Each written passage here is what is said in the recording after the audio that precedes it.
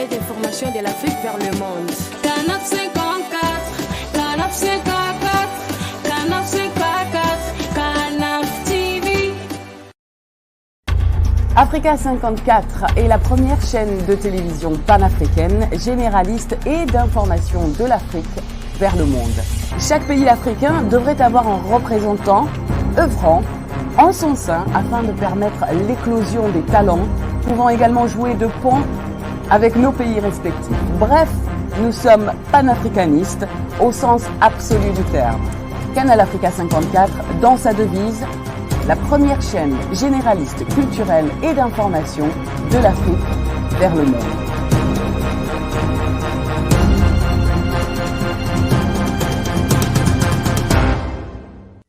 Canal Africa 54 will give to Africans and Afro-Caribbean what they have long been waiting for, expression of their own voice alongside the Western media and elsewhere in the globe. We aim to make the channel professional, sophisticated, contemporary. This channel will offer to viewers a unique experience in digital broadcasting. Our broadcasting and creative departments are dedicated towards having a constant flow of interesting and exciting programs.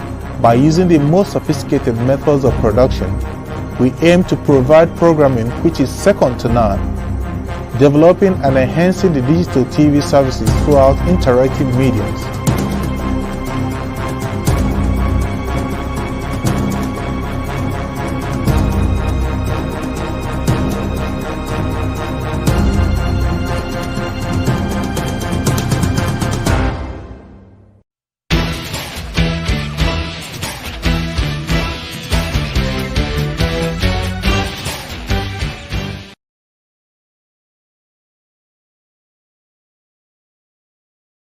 Bonsoir et bienvenue à cette émission géopolitique de ce mardi 13 avril 2021.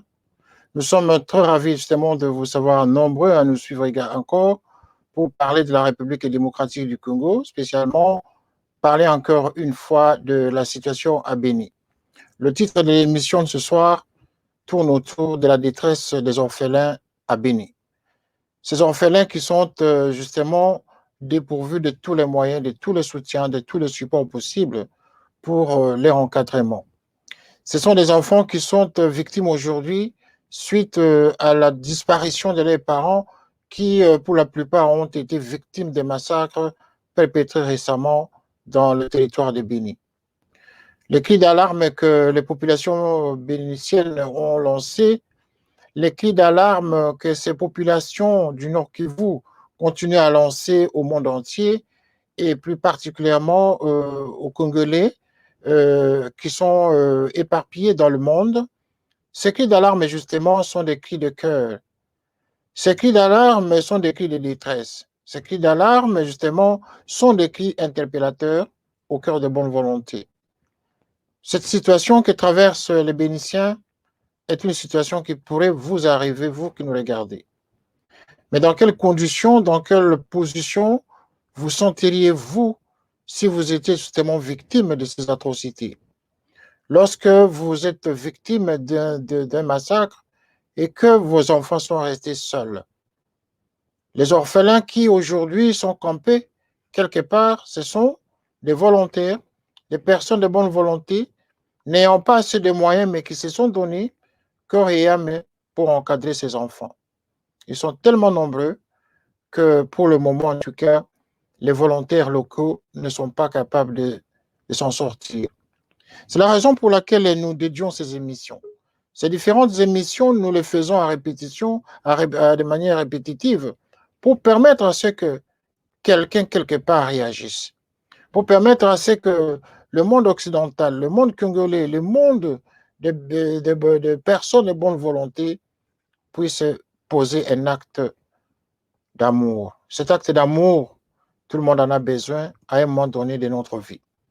Voilà. Cet acte d'amour, nous le recherchons maintenant. Nous le recherchons pour aider ces enfants qui sont à Béni, pour aider ces jeunes gens qui sont à Béni, qui sont dépourvus de tous les moyens possibles. Nous savons très bien qu'il y a un gouvernement au Congo qui venait de sortir. Mais ce gouvernement qui vient de sortir n'est pas encore remis au parfum de la situation qui se passe actuellement à Béni. Voilà, c'est la raison pour laquelle cette antenne est consacrée pour parler de Béni, parler de la situation catastrophique de ce côté de la République démocratique du Congo. Ainsi, pour parler de la situation d'actualité actuellement au Béni, actualité d'aujourd'hui, je voulais dire, nous allons recevoir un Bénitien. C'est comme ça qu'ils s'appellent eux-mêmes, les Bénitiens. Mais c'est un jeune juriste qui va passer à l'antenne, Monsieur Azor Niamoussissi. C'est lui qui va essayer de nous donner le tableau de l'actualité du jour actuellement à Béni, depuis que la semaine a commencé. Alors, Monsieur Azor, bonsoir. Bonsoir René Kitoko, et merci de m'accueillir encore une fois dans cette émission qui justement ce soir est consacrée essentiellement sur les enfants de Béni. Voilà, comme le titre l'indique, la détresse des enfants de Béni, nous avons reçu des images que vous nous avez envoyées depuis hier soir jusqu'à aujourd'hui. Ce sont des images de détresse, ce sont des images parfois insoutenables. Et nous comprenons la situation que vous traversez à Béni, nous comprenons la détresse qu'il y a auprès des populations là-bas, nous comprenons la situation de misère autour de ces orphelins. Pouvez-vous nous indiquer en grande ligne en tout cas, qu'est-ce qui s'est passé réellement aujourd'hui à cet orphelinat? Qu'est-ce que vous avez trouvé comme difficulté auprès de ces enfants de l'orphelinat? Merci beaucoup René. Comme je l'ai dit dans ma présentation, merci de centrer encore essentiellement cette émission de ce soir à l'enfance de Béni, vu la situation que cette ville est en train de traverser depuis plus de 5 ans et qui malheureusement ne cesse de faire des victimes. Et aujourd'hui, notre curiosité s'est orientée impeccablement aux enfants vivant dans les orphelinats, lesquels enfants sont victimes directes ou indirectes des massacres. C'est avec un cœur plein d'amour, plein d'enthousiasme et de compassion, mais aussi de douleur, que nous nous sommes rendus aujourd'hui dans cet orphelinat. Et malheureusement, nous avons rencontré des situations désastreuses et qu'on aimerait quand même partager au monde aujourd'hui pour que le monde comprenne que Béni mérite toujours une attention.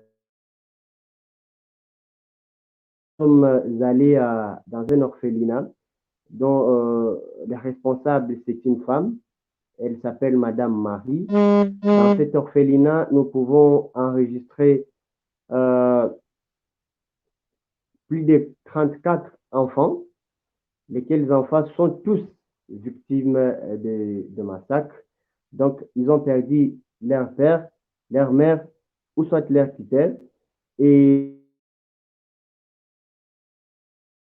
en tout cas désastreuses.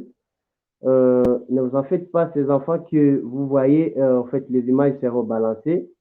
Après qu'ils aient perdu tout ce qu'ils avaient, après qu'ils aient perdu l'espoir d'aller à l'école, après qu'ils aient perdu l'espoir de grandir comme tout autre enfant, bénéficiaire de leurs droits qui les sont plus reconnus, donc les droits liés à l'éducation, cette éducation qui doit être par exemple à l'école et dans les familles. Les enfants aujourd'hui sont dans une situation où ils ne savent pas dans quel sens se vouer. Dans cet orphelinat, vous pouvez par exemple constater que leurs conditions de vie ne sont pas, en tout cas, améliorées, où ils meurent de famine. Malheureusement, nous avons fait le constat d'il y a là où ils habitent. Dans cet orphelinat, il n'y a même pas de l'eau. Vous imaginez les enfants qui ont perdu les leurs, en tout cas leurs proches, qui ne savent pas, qui ne savent malheureusement pas ce qu'ils vont manger, ni comment ils vont boire. On a toujours dit que l'eau, c'est la vie, mais ces victimes des massacres jusqu'à aujourd'hui, ils ne boivent même pas. Ces victimes des massacres, pour lessiver les 2 ou 3 pantalons qu'ils peuvent avoir, ils sont obligés d'aller plus de 2 kilomètres, pour aller n'offusquer les civils.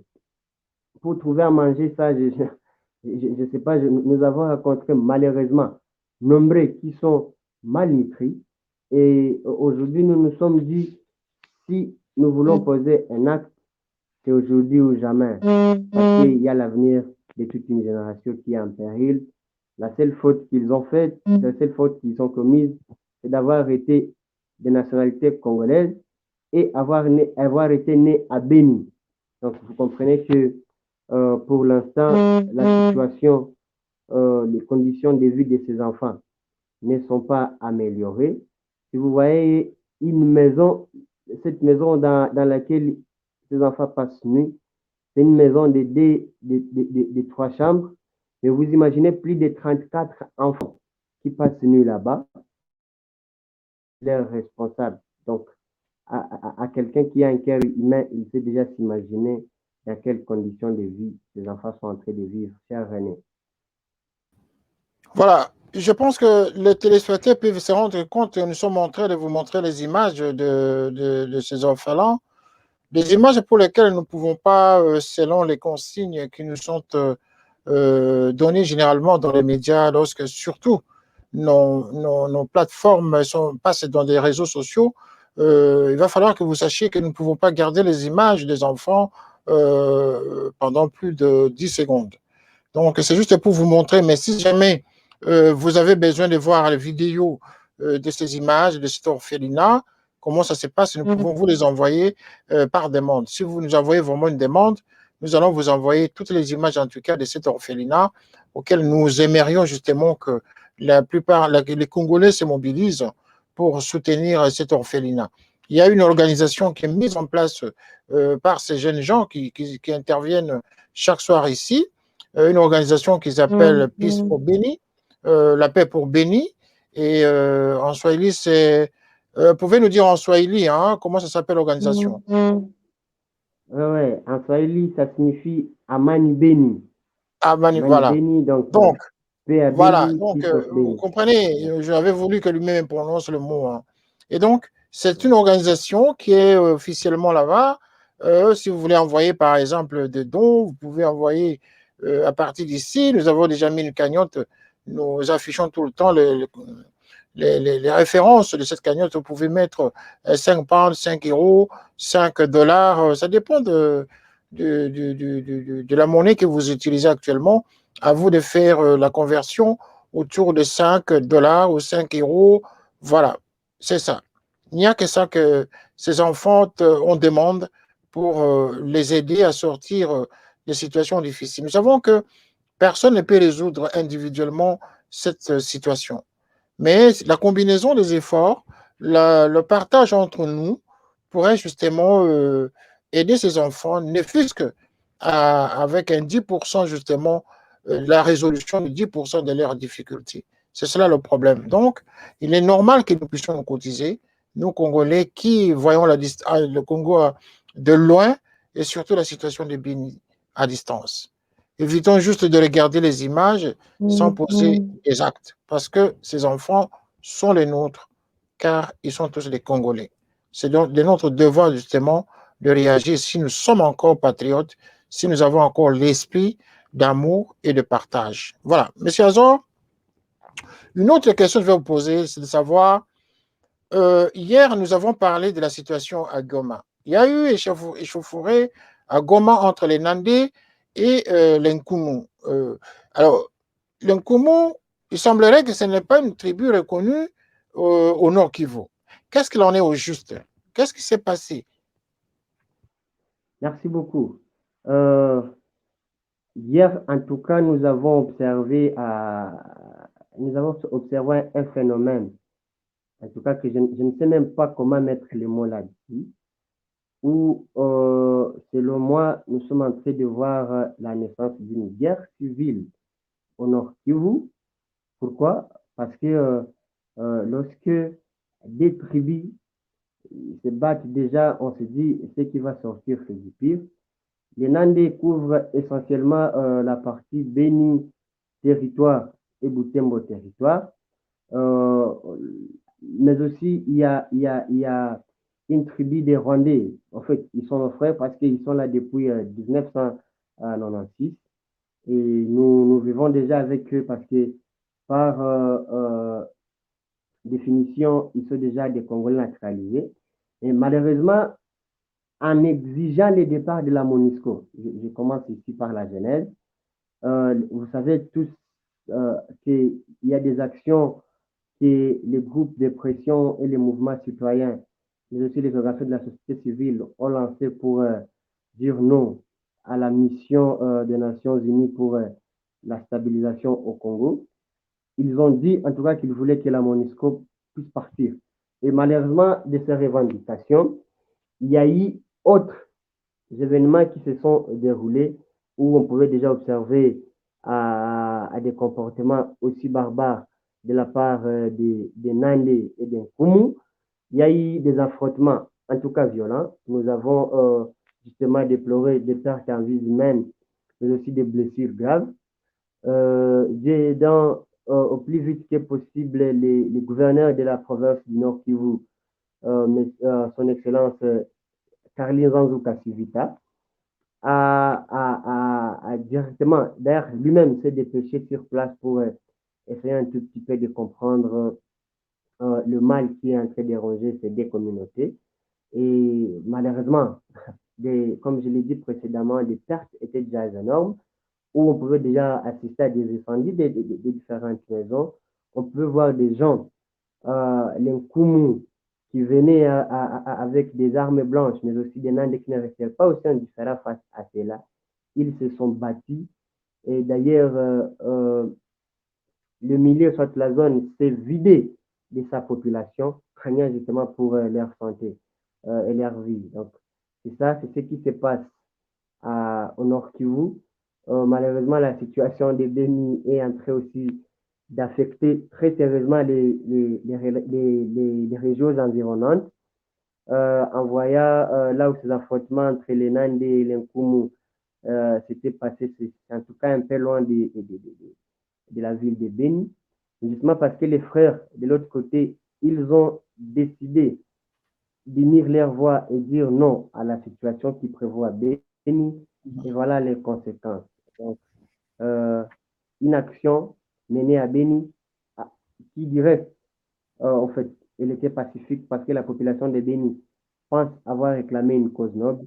Elle a fait aussi naissance à ces affrontements entre les Nandés et les Nkumu, qui malheureusement ne sommes pas ici en train de louer cela, mais nous aimerions quand même signifier que c'est l'une des conséquences de ce qui se passe à Beni.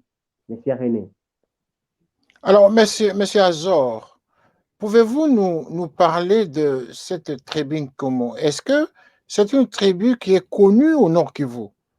Parce que hier, les intervenants d'hier semblaient être perplexes à cette question. Ils avaient du mal vraiment à nous préciser si les Nkumu était une tribu reconnue depuis des années dans la province du Nord Kivu. D'où viennent-ils réellement? Est-ce que vous allez nous dire ici que ce sont des Rwandais qui sont installés encore au Congo récemment? En fait, je serai en tout cas précis par rapport à cette question. Comme je l'ai dit précédemment, après la guerre de 1996 de l'AFDEL avec Laurent Désiré Kabila, il y a eu des accords qui se sont passés entre Rwanda et la République démocratique du Congo la République du Congo à l'époque pour chasser les dictateurs, en fait, Désiré Mobutu, Joseph Désiré Mobutu, et M. Laurent Désiré Kabila, qui était en train de chercher les alliés, avait fait recours au Rwanda, donc aux pays environnants, pour venir en aide, en fait, de chasser M. Mobutu. Mais alors, l'Nkumu ici, je précise que lorsqu'on essaye un tout petit peu d'établir les tribus qui sont reconnues dans le Nord Kivu, l'Nkumu, c'est une tribu qui est incorporée dans les Rwandais qui sont restés sur le sol congolais parce que après ça, il devait en tout cas acquérir la nationalité. Et Senkumu, c'est une petite tribu qui est dans les Rwandais qui sont restés ici sur le sol congolais. Mais alors, c'est comme ça qu'ils vivent ici. Je l'ai dit quand même que nous vivons déjà avec eux depuis des années et nous avons accepté vivre avec eux. Je pense que même le président de la République, M. Félix Tshisekedi, en avait fait aussi part lorsqu'on parlait de Banyamulenge. Et ils sont là. En tout cas, je ne mange pas ici le mot que les Nkumu ont pour origine les Rwandais. Ils ont pour origine les Rwandais. Mais pour l'instant, on ne peut plus dire qu'ils sont Rwandais parce qu'ils ils sont restés pendant longtemps sur le sol congolais. Et pour nous les prenons comme déjà des Congolais, comme nos frères. On n'essaye pas de les marginaliser. Nous vivons avec eux depuis des années et ils sont en tout cas nos frères. C'est ce que je peux dire en termes de précision, René. Donc, les Nkumu, ce sont l'émanation de tous ces mouvements issus des immigrés rwandais qui sont venus au Congo après le génocide de 1994 et qui sont venus s'installer à l'est du Congo comme les Interahamwe, c'est ça? Justement, c'est ça. Ils couvrent le Massissi. Le Massissi, lorsqu'on parle de Massissi, on touche déjà Sake. Et Sake, par rapport à Goma, c'est déjà une porte à côté parce que même la ville de Goma s'étend déjà jusqu'à Sake. D'accord. Donc, ce sont des Rwandais. Bon, ouais, ce sont les Rwandais d'origine, mais qui sont devenus Congolais. Mais maintenant, ils ne sont pas tous venus au Congo. Sûrement qu'il y a encore d'autres Nkumu qui sont restés au Rwanda, dont ils sont issus. Justement, en fait, vous voyez, parmi ces accords-là, je l'ai dit, les accords que Musée Laurent Désiré Kabila a passés avec les Rwandais, jusqu'aujourd'hui, ça continue à avoir des dissidences. Je l'ai dit comme tout citoyen congolais, des dissidences duquel on ne sait pas évaluer les Rwandais qui sont restés sur le sol congolais et qui ont acquis notre nationalité. Ils sont nombre de combien? Et vous savez, parmi les gens que nous citons, parmi les gens que la communauté internationale cite, d'être détracteurs de la population du Nord Kivu, on peut ici citer les Rwandais qui sont venus à la quête des sols arables pour mener leur culture. Et je parie que parmi les Nkumu qui sont au Rwanda, certains ils peuvent profiter de ces mouvements pour s'infiltrer clandestinement en RDC, parce que Rwanda et Goma, qui du reste, c'est notre chef-lieu, c'est une porte à côté. En tout cas, il y a même des citoyens congolais qui vivent à Gisenyi, mais qui travaillent à Goma. Donc, c'est vrai, le matin, ils vont au boulot, ils font boulot à Goma, et le soir, ils rentrent à Gisenyi.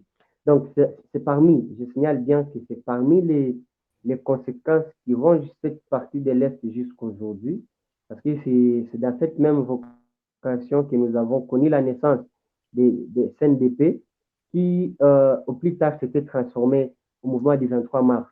Vous savez, avec l'histoire, ils ont été détracteurs de la population dans toutes ces parties que je vais à peine de citer, au point qu'ils ont même tenté de prendre Goma à l'assaut un jour. Donc, vous comprenez quand même que c'est ça l'histoire, c'est ça les origines de la présence d'un Kumu sur le sol congolais qui aujourd'hui, les Nandais, n'arrivent pas à bien consommer. Je peux bien le dire dans cette dimension-là. Donc, c'est ça en fait. C'est comme ça qu'ils se sont retrouvés sur le sol congolais. Certains, ils ont acquis la nationalité. Et je peux aussi affirmer ici que certains peuvent quitter les Rwandais et s'infiltrer facilement sur le sol congolais, tellement que nous sommes des pays voisins et si le plan limitrophe, il n'y a pas en tout cas 3 km ou 5 qui nous séparent du Rwanda. On n'entrera pas à Goma. Alors, l'Nkumu, pour ne pas utiliser le terme que je vais utiliser, hein, mais c'est vraiment nécessaire que j'utilise le terme pour que les gens comprennent mieux. Sont-ils de quelle représentation comment je veux dire, leur phénotype? Est-ce qu'ils sont plus, ils ressemblent plus aux Tutsis ou bien aux Hutus? En fait, Sont-ils Tutsis à la ou bien question, Hutus? à la question de la morphologie, Mhm. je me limite ici à donner les commentaires parce que moi-même, en me voyant, vous allez vous dire, est-ce que le gars, il est de Béni? Est-ce qu'il est du Sud Kivu? Est-ce qu'il est du Rwanda? La question des phénotypes, c'est une question naturelle en fait, René, c'est ça. Nous pouvons être congolais de père et de mère, mais vous avez une morphologie rwandaise. Vous pouvez être rwandais de père et de mère, mais vous avez une morphologie congolaise en fait. Pour moi, je ne saurais pas détailler à la question du phénotype, mais je m'attaque, en fait, je ne m'attaque pas, mais je donne ici des commentaires par rapport à ce qui a été l'histoire profonde, pas superficielle. Parce que pour moi, euh, la morphologie, ça reste en tout cas superficiel, vu que nous pouvons ou ne pas en avoir. En fait, je ne sais même pas détailler comment. On peut avoir un œuf pointu, des gros yeux, tout ça, une taille de 1,75 m ou 80.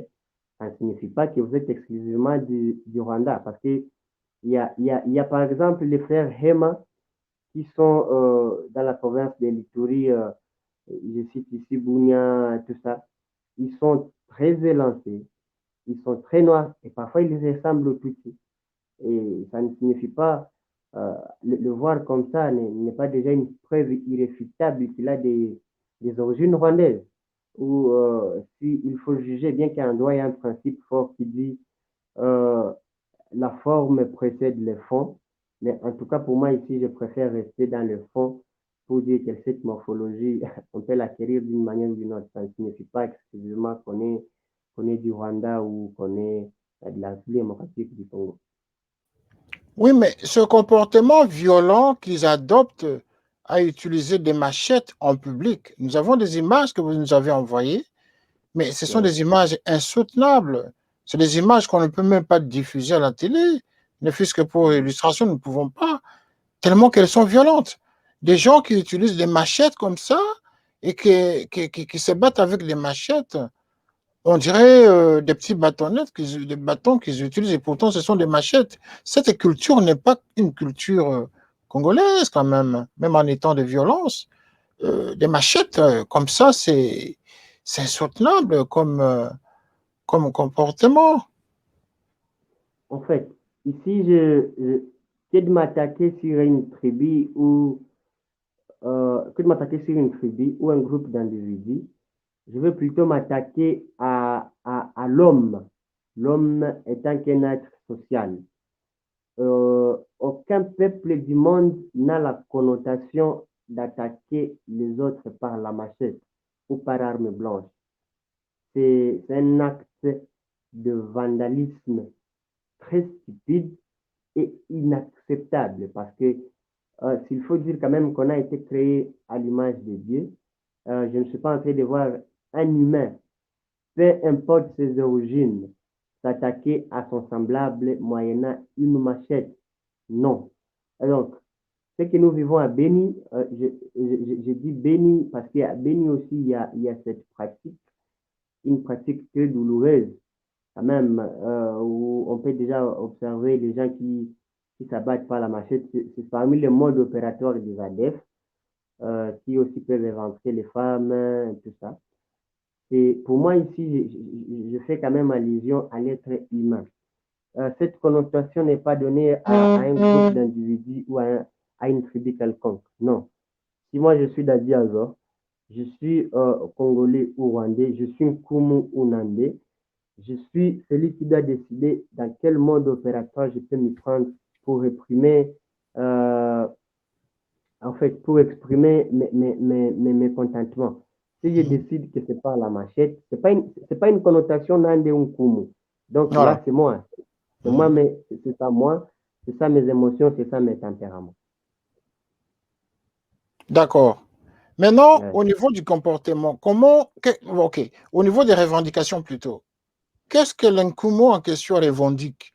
Est-ce qu'ils ont le même réflexe, qu'adoptent les Tutsis en République démocratique du Congo ou les Banyamulenge aujourd'hui, qui revendiquent, ce qui revendiquent, et tout le monde le sait, l'Nkumu font-ils également les mêmes revendications de devenir congolais, d'entrer dans les institutions, d'occuper des fonctions importantes au Congo? Est-ce qu'ils sont déjà dans les institutions politiques? Ils occupent déjà des responsabilités politiques au niveau de la province du Nord Kivu. Qu'est-ce qu'ils font réellement? Bien, merci René. Bien que ce soir, je pense justement que je suis en train d'aborder toutes les questions humanitaires et les questions politiques.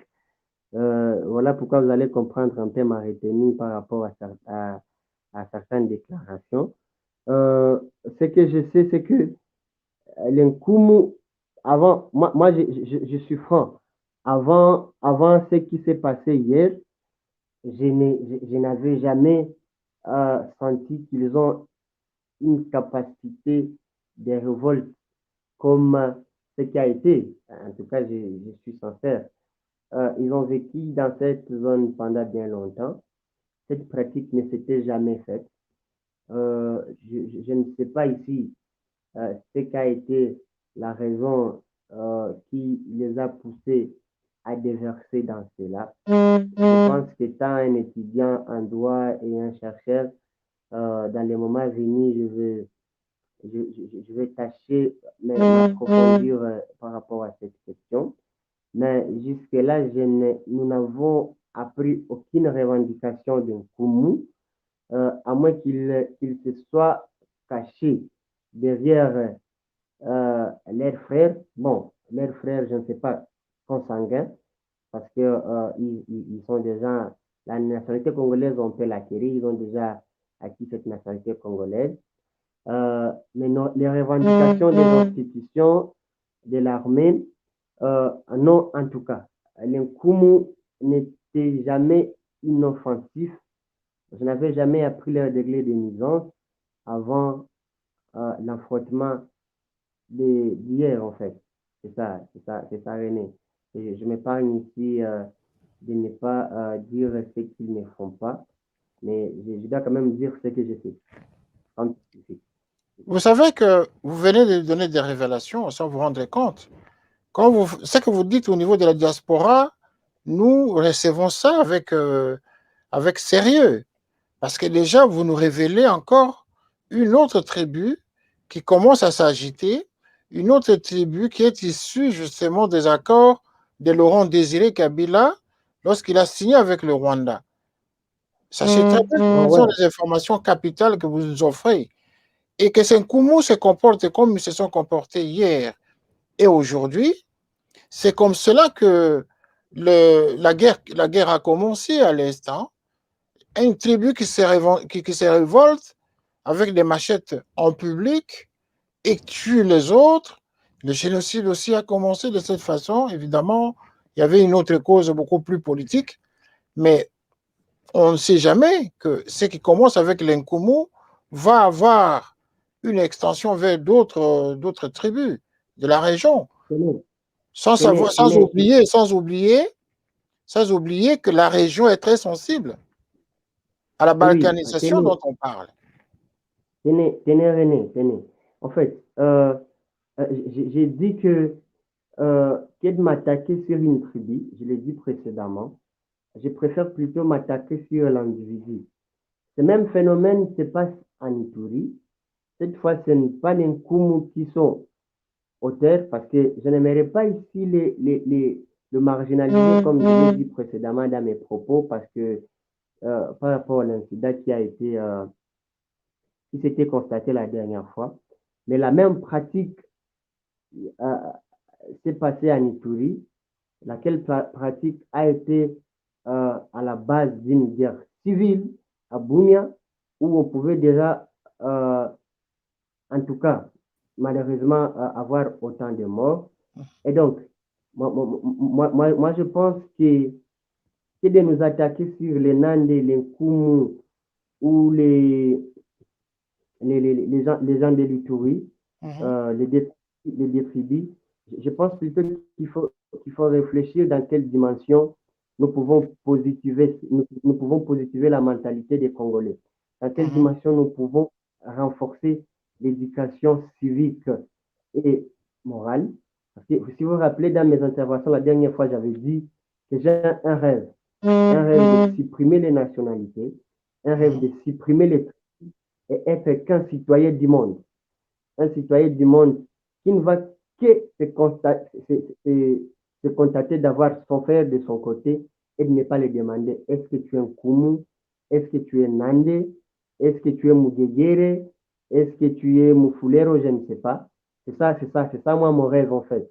Et je pense en tout cas qu'on ne devrait pas imputer, parce que j'ai dit que dans les Kumu, il y a des gens bien, il y a des chrétiens qui ne peuvent pas se livrer à ces pratiques.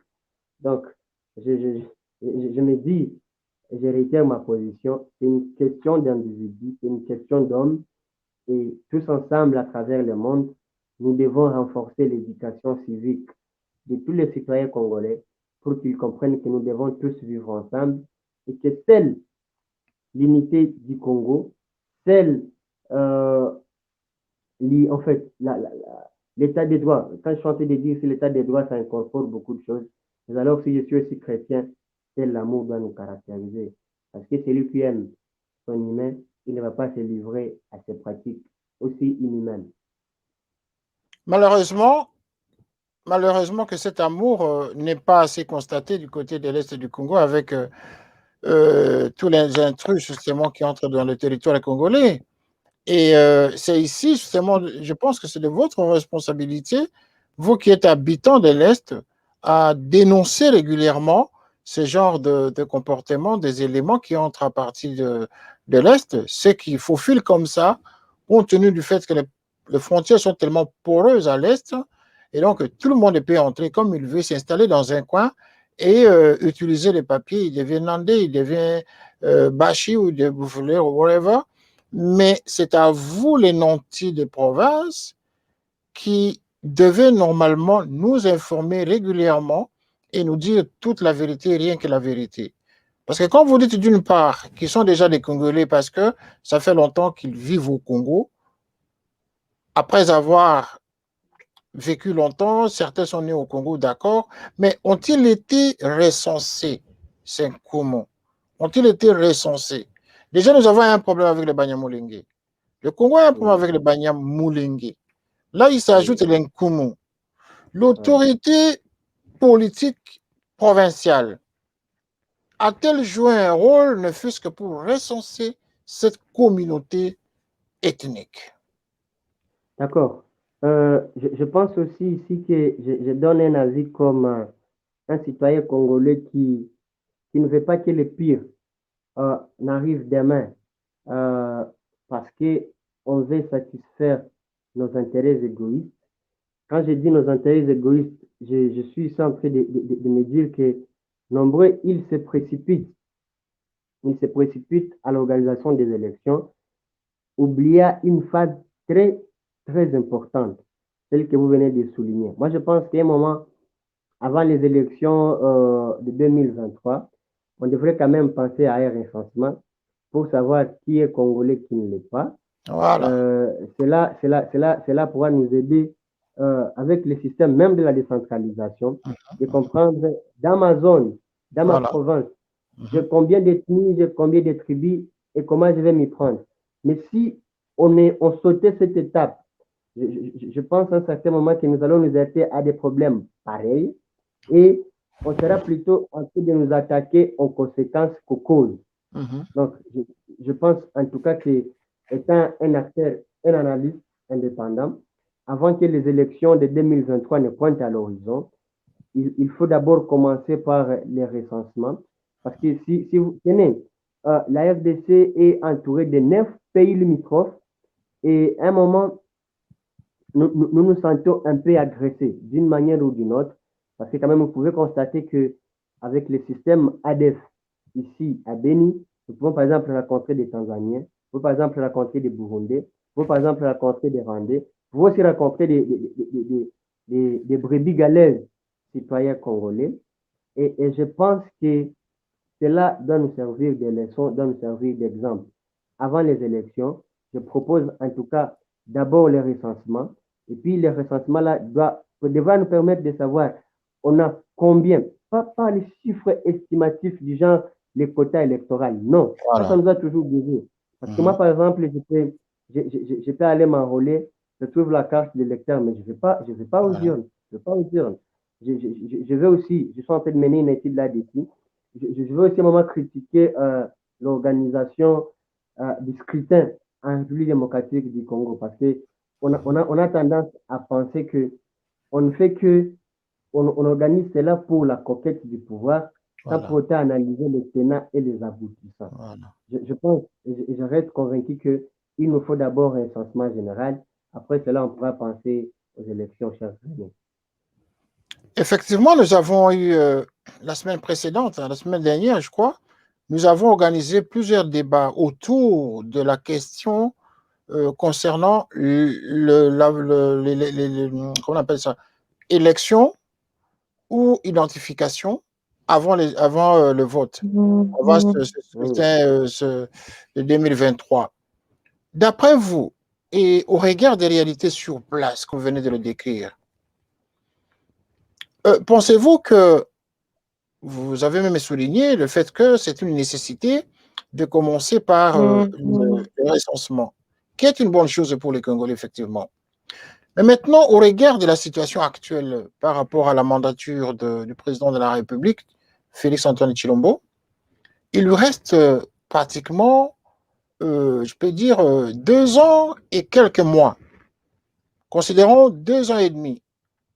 Pensez-vous que s'il procède par l'identification, le recensement avant d'arriver à l'élection proprement dite, pensez-vous que cette initiative serait acceptée, applaudie par la population de l'Est? En tout cas, je pense que le président Félix Tshisekedi, pour qui j'ai beaucoup de respect, parce qu'il est en tout cas le commandant suprême, il doit penser à ce qu'il laissera dans la tête du citoyen congolais après son mandat. Ça veut dire qu'il ne suffit pas seulement d'organiser les élections. Parmi les points faibles, je le dis bien, parmi les points faibles du gouvernement, en fait du régime passé, donc le régime de Joseph Kabila, ils n'ont pas si organisé ce recensement-là. Et jusqu'aujourd'hui, nous pouvons quand même constater que ça continue à nous ronger. C'est en tout cas une épine dans la chaussure. Et je pense que pour moi, c'est très, très, très important que peu importe les temps que détient Félix Tshisekedi, je ne vais pas ici critiquer son gouvernement qui du reste a passé des années et demie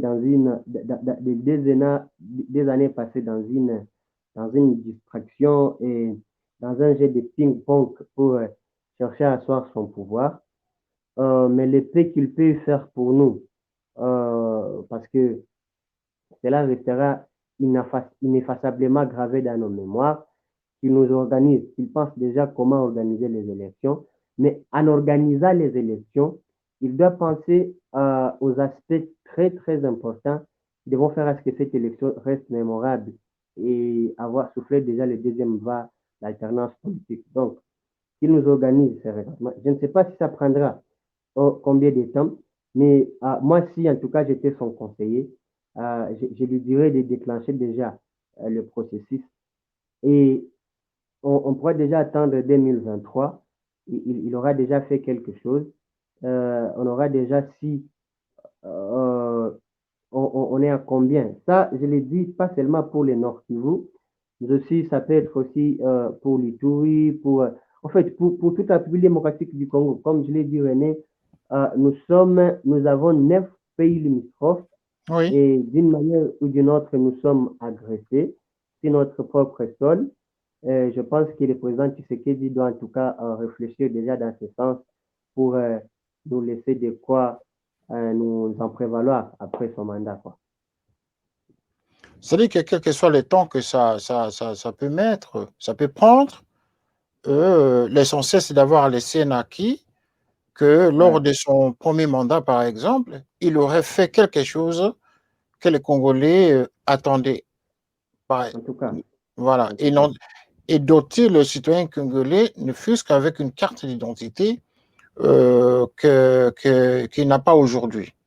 Ça sera quand C'est même. un aspect très important. Sur ce coup, c'est un aspect très important. Parce que je me souviens à l'époque de Mobutu, on pouvait par exemple avoir une carte pour citoyen qui, du reste, on n'en a plus jusqu'à aujourd'hui. On a plutôt une carte d'électeur. Mais je me dis, est-ce que pendant 5 ans, nous restons électeurs? Mais à part le fait que nous soyons électeurs, nous sommes des citoyens congolais et nous méritons une identification. Nous méritons avoir une carte comme citoyen, pas une carte comme électeur. Alors, parmi, en tout cas, les désavantages de cela, je peux venir, j'acquiers une carte d'électeur. Vous voyez, je peux par exemple sortir de Rwanda ou de l'Ouganda ou même de la Tanzanie ou même de l'Angola. Je viens, je trouve ma carte. Par exemple, je suis quelqu'un de mauvaise foi et après cela, ça pourra coûter, ça crée toujours des années. Mais tenez, pour une carte pour citoyen, on sait par exemple que je suis fils à tel, je suis fils de Nyamoussissi et de telle mère, et mon père aussi sera obligé de venir confirmer les mêmes identités. Si ce n'est pas mon père, ça sera ma sœur ou mon frère. On sait déjà dire quand même, on sait déjà identifier que nous sommes d'une même lignée, nous sommes tous citoyens congolais. Mais si jusqu'à quand on va rester électeurs? Jusqu'à quand? Aujourd'hui, on a fini, en tout cas, cette phase-là. Mais quand même, sans honte ni peur, les autorités congolaises peuvent vous demander pour vous identifier où est ta carte de lecteur. C'est en tout cas une erreur. Et je pense que ce qui est dit, avec tout ce qu'il a comme slogan, le peuple d'abord, ou en fait, je me limite à cela, qu'il nous aide à nous identifier en nous donnant des cartes pour les citoyens. Ça nous permettra de dissiper les malentendus et avoir déjà un contrôle par rapport à toutes ces puissances et à tous ces pays voisins qui menacent le sol congolais. Bon, maintenant, nous allons observer 15 secondes d'intermède et nous allons revenir justement pour parler de l'actualité, hein, parce que vous aussi, vous avez suivi l'annonce du nouveau gouvernement, la sortie du nouveau gouvernement, du Premier ministre, hein, et donc nous allons revenir dans 10 secondes pour en parler avec vous.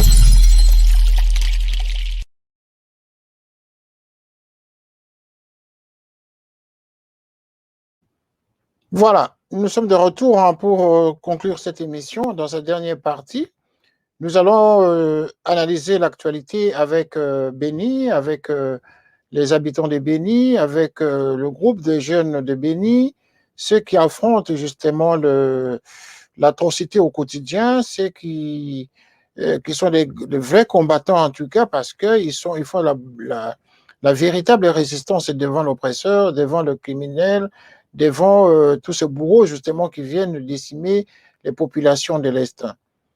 Je n'ai cessé de le dire que nous devons nous cotiser. Nous devons, chacun de nous en tout cas, donner sa contribution pour donner sa voix. Non seulement donner sa voix, mais également mettre la main dans la poche et sortir ne fût-ce qu'un 5 euros, 5 dollars, tout dépend de là où vous êtes pour mettre dans la cagnotte.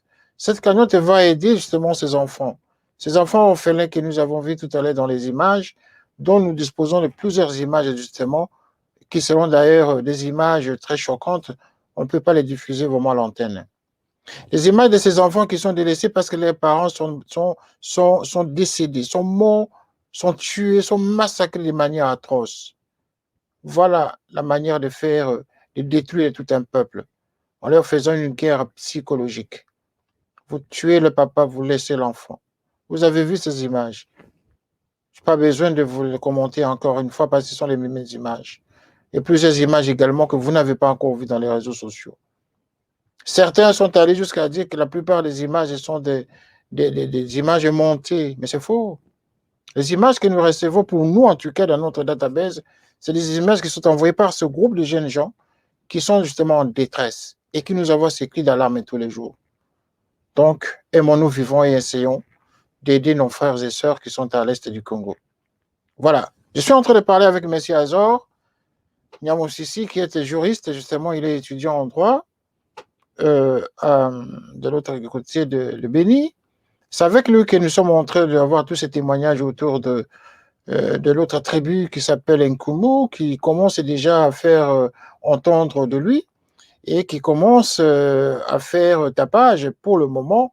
Mais il est indiqué tout à l'heure que c'est un groupe qui est issu justement de tous ces Rwandais qui sont venus selon les accords qui ont été signés entre Laurent Désiré Kabila et Paul Kagame lorsqu'ils devaient entrer au Congo pour, soi-disant, révolutionner ou sauver, ou parfois, selon les termes consacrés, libérer le Congo, libérer le Zaïre à l'époque. Le libérer de quoi? De la dictature. Mais après avoir libéré le Congo de la dictature, qu'est-ce qu'on a aujourd'hui? L'occupation. Le Congo est occupé, c'est le mot. Ne cherchons pas à chercher à camoufler l'expression. Vous avez entendu, nous avons des Koumous dont on ne connaissait pas. On a dans toutes les institutions aujourd'hui des noms à consonance rwandaises.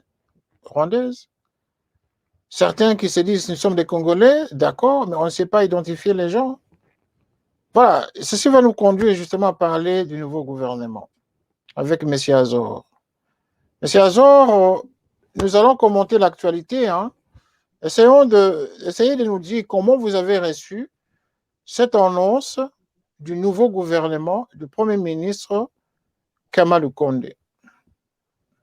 Merci beaucoup, René, pour la parole.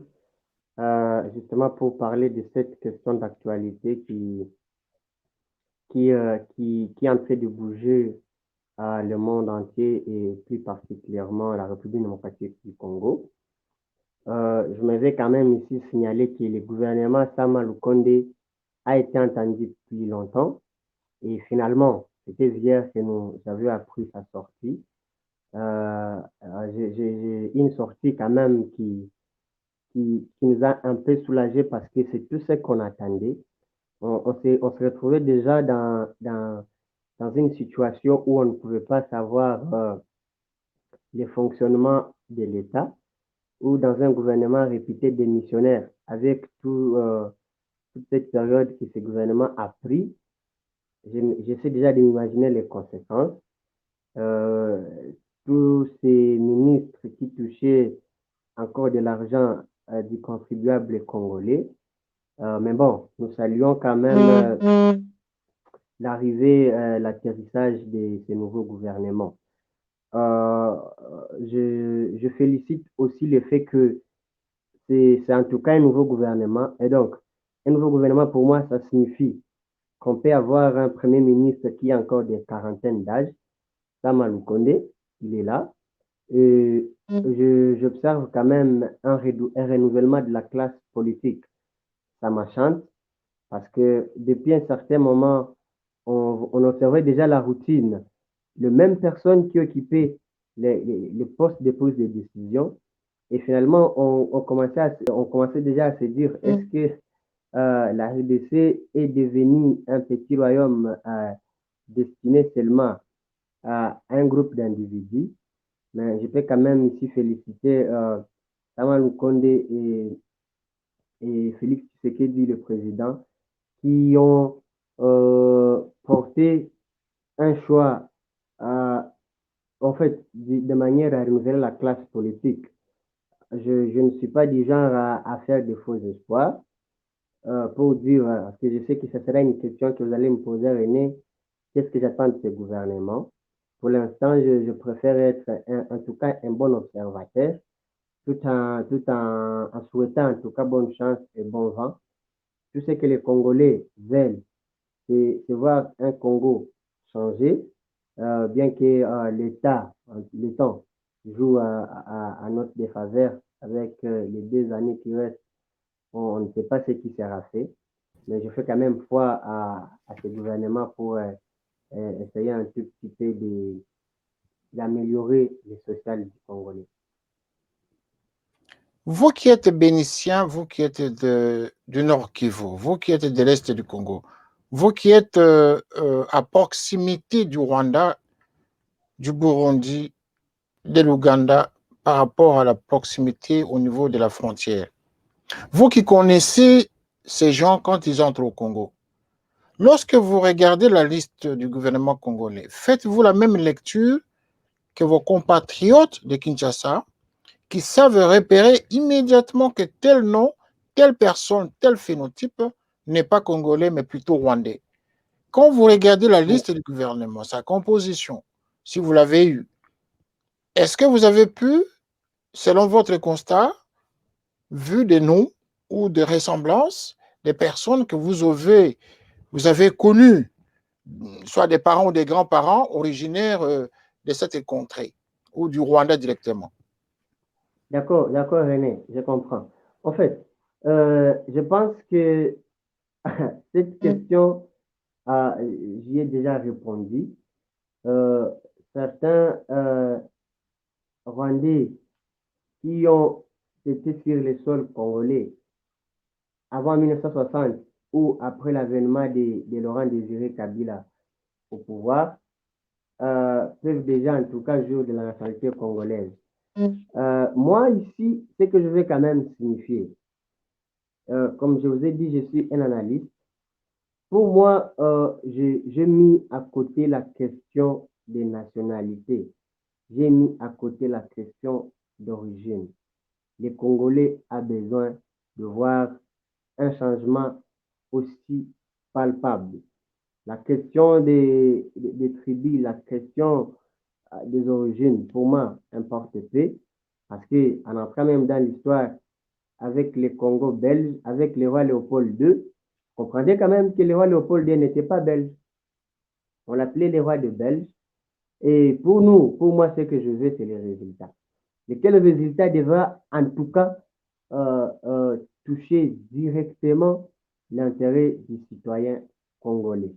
Je sais ce qu'a été euh, les réactions dans les jours passés avec Azarias Ruberois. Je sais tout ce qu'a été en termes de tension. En tout cas, je me limite de commenter ici. Mais ce que je peux quand même saluer dans ce gouvernement, c'est que on peut observer 3 à 4 personnes de l'Est et précisément entre Beni, Butembo et Goma qui apparaissent dans les gouvernements. Moi, pour moi, on peut par exemple voir M. Julien Paluku, on peut voir M. Muhindo Zangi, on peut voir la dame Kahindo. Donc, pour moi, je ne suis pas ici en train de m'attaquer par rapport à sa morphologie ou à ses origines. Qui dirait, nous avons déjà des réponses, mais moi, je martèle beaucoup plus sur les résultats. Et les résultats, ça sera d'améliorer le social du Congolais. Le résultat sera d'avoir la paix, la stabilité, la tranquillité pour nous. En tout cas, pour moi, c'est ça. Et renforcer, je réitère bien, l'éducation civique et morale, l'éducation à la citoyenneté, pour que demain ou après-demain, on ne puisse plus parler de tout ce qui peut nous diviser aujourd'hui en termes de malentendus. Donc, en un mot, cette liste, ce gouvernement, des noms que vous venez de citer, dans l'ensemble, ça donne une notion de représentativité régionale équitable et ça vous satisfait en même temps, vous qui êtes de l'Est. Oui, comme je l'ai dit, ça nous satisfait dans une dimension où, par exemple, nous pouvons avoir 2 ou 3 ministres, je bien, de Beni, Butembo et Goma, et lesquels ministres, quand même, nous estimons qu'en portant les choix sur eux, c'était pour diverses raisons. Et pour nous, ça nous enchante. Tout ce que maintenant nous attendons, je le dis bien, de ce gouvernement, de ce nouveau gouvernement, c'est améliorer le social des Congolais. En même temps, quand même, René, j'aimerais souligner une chose très importante. Euh, le changement du gouvernement, je pas une jurisprudence de l'époque de Mobutu, où on pouvait par exemple voir un citoyen de l'Ouest, il devient gouverneur de l'Est. Et pour nous, on pouvait déjà voir que c'était une façon de montrer aux Congolais que nous sommes un indivisible et tout ce que nous voulons, c'est les résultats. Rien que les résultats. Et nous pensons en tout cas que c'est ce que Félix Tshisekedi, à travers le gouvernement Sama Lukonde, sera en train de nous donner. Nous évitons ici la distraction et le jeu de ping-pong pour les récupérations politiques. Je pense que le gouvernement qui a été formé cette fois par la volonté du président de la République, lui qui disait que ses amis du FCC le mettaient les bateaux dans les roues. Il ne trouvera plus d'excuses désormais. Et tout ce que nous voulons, c'est les résultats, rien que les résultats. Et non les prétextes du genre, j'accuse tel parce que je n'ai pas été à la hauteur de faire ceci, j'accuse tel. Désormais, plus d'accusations. Désormais, plus d'arguments de dire, vous voyez, tel a fait ceci. Non, je pense que la prochaine sortie de Félix Tshisekedi pour donner l'état de la nation sera de nous donner les résultats et non déclarer publiquement qu'il a passé 2 ans de honte et des humiliations. Je pense que les 2 années qu'il a passé dans la honte et humiliation, ces 2 autres qui restent seront en tout cas sera une occasion pour lui de montrer de quoi il est capable et de montrer, de donner quand même lieu d'espoir à tous les Congolais qui attendent beaucoup, en tout cas beaucoup de lui. Voilà, nous avons 2 minutes avant la fin de cette émission. Je vais vous poser une dernière question et vous nous donnez la réponse en 30 secondes. Quel conseil donneriez-vous à vos compatriotes qui pensent que certains ministres sont des Rwandais? Alors, à tous les citoyens et compatriotes congolais comme moi qui pensent que certains ministres sont des Rwandais, je dis et je répète que ça, c'est un débat superficiel. Et pour nous, c'est que je prêche ici la paix, la stabilité et l'union. Vivons ensemble. Arrêtons de juger les gens par rapport à leur forme. Voyons de quoi ils sont capables. Voyons de quoi ils sont, où est-ce qu'ils sont prêts à aller pour améliorer la situation du Congolais. Quittons ces débats creux. Pour moi, ce sont des débats, en tout cas, que je ne peux pas mener. Je ne peux pas m'atteler à cela. Quittons cela et tous ensemble, construisons le Congo. De tels propos nous divisent, de tels propos ne nous permettent pas de construire, de donner notre sacrifice pour le Congo. C'est ça, à 2 lignes, que tu peux donner, René. Voilà, Monsieur Azor, merci. Merci pour cette analyse sur cette question. Nous avons parlé de l'orphelinat, des orphelins qui sont campés dans cet espace qui a été accordé par des volontaires. Nous avons fait des appels ici justement pour que les personnes de bonne volonté donnent ce qu'ils peuvent donner pour soutenir justement ces enfants. Nous avons maintenant analysé cette question de constat que vous faites et des attentes que vous faites, que vous exprimez par rapport à la sortie de ce nouveau gouvernement. Et nous avons également parlé de cette Trébin Koumou dont on ne connaissait pas assez, mais qui a fait surface et qui a commencé à poser ses revendications en utilisant les armes blanches de machette au niveau de Goma. Voilà les 3 points que nous avons évoqués ce soir. Et nous espérons que le dimanche prochain, en tout cas, l'invitation est faite. Nous allons effectivement, M. Azor, faire un débat autour de la question intitulée « Il n'y a pas plus congolais que nôtre ». Qui est congolais et qui ne l'est pas dans cet espace que l'on appelle la République démocratique du Congo? C'est un débat auquel vous êtes conviés, en tout cas à participer, parce que votre argument de ce soir prouve à suffisance que vous ne voulez pas rentrer dans la guerre frontale avec ceux qui sont accusés de détenir l'origine rwandaise ou ceux qui sont des personnes ayant la morphologie autre que les Bantous. Voilà, c'est comme cela. Donc, les Nilotiques, comme on dit, ou les Tutsis, comme on peut les appeler directement, les Banyamulenge, ainsi de suite, ce sont ces personnes, justement, appartenant à la tribu Tutsi. Voilà, mais quelle histoire nous renseigne autre chose par rapport aux origines, mais c'est un débat qui doit évoluer, et nous allons faire justement ce grand débat le dimanche, à la même heure, sur la thématique de qui est congolais et qui ne l'est pas. Et il n'y a pas plus congolais qu'un autre. Voilà, nous aurons à discuter de ce sujet le dimanche. Merci, M. Azur. Si d'ici le dimanche, il y a une autre actualité au niveau de Béni, l'antenne vous est consacrée en tout cas pour toute la semaine et les semaines à venir. Vous êtes les bienvenus pour nous donner les informations de Béni, car nous sommes tous compatissants à ce qui se passe au niveau de Béni, car Béni, c'est le Congo. Et il n'y a pas le Congo sans Béni. C'est le slogan consacré. Voilà. Ouais. Merci, Monsieur Azor. Merci d'être passé à cette émission. Nous avons ainsi terminé cet échange avec notre invité en duplex à partir de Béni. Voilà, le message est passé.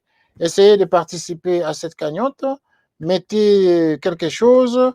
Nous allons soutenir les enfants qui sont à Béni, les enfants qui sont dépourvus de tous les moyens. Voilà, donc cet appel est lancé, tout en espérant, chers amis, que vous allez y répondre et satisfaire justement nos enfants qui sont en détresse de ce côté-là de la République démocratique du Congo. Le rendez-vous est fait, est pris. Le dimanche, il n'y a pas plus congolais qu'un autre, qui est congolais et qui ne l'est pas. Voilà, vous êtes donc invités tous à participer. Ce sera une antenne libre avec un ou deux invités en duplex. Et donc, tous ceux qui voudraient justement participer à cette émission, envoyez donc vos candidatures si vous aimeriez être pris en duplex. On vous prendra en duplex. Donc, précipitez-vous. Nous n'aurons besoin que de 2, maximum 3 en duplex. Et les autres ne pourront que participer par téléphone. Merci d'avoir suivi cet élément, cet échange. Et à très bientôt pour une prochaine édition. Au revoir et bonsoir chez vous. Canal 54 TV, la première chaîne généraliste culturelle et d'information de l'Afrique vers le monde. Canal 54, Canal 54, Canal 54, Canal TV. Africa 54 est la première chaîne de télévision panafricaine, généraliste et d'information de l'Afrique vers le monde. Chaque pays africain devrait avoir un représentant œuvrant en son sein afin de permettre l'éclosion des talents, pouvant également jouer de pont avec nos pays respectifs. Bref, nous sommes panafricanistes au sens absolu du terme. Canal Africa 54, dans sa devise, la première chaîne généraliste culturelle et d'information de l'Afrique vers le monde.